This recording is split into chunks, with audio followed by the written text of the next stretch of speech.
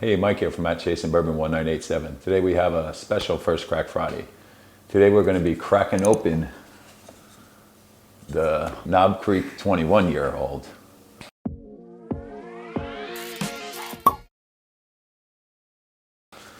It's a beautiful wooden case display. It opens up in the back, similar to the 18.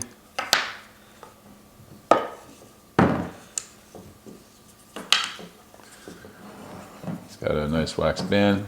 It's got a little tie on there. All right. Let's give this a crack.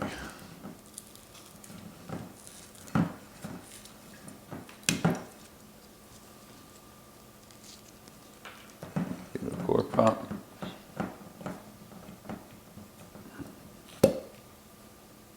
Nice cork pop. That's a synthetic cork. Let's give it a pour.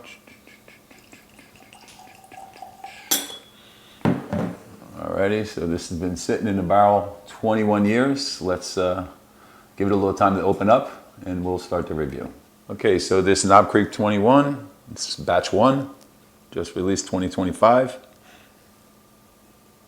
Comes in at 100 proof. So on the nose, leathery, almost like a oiled baseball mitt.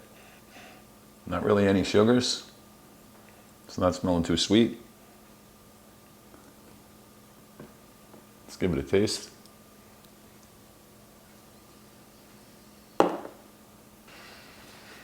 So there's some sugar that shows up, some dark brown sugars, caramel. That leathery smell follows into the taste. It's drinking a little hot for 100 proof.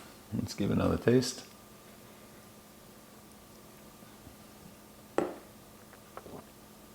Yeah, there is definitely no fruits. The oak, believe it or not, for 21 years, it's not as drying as I thought it was going to be.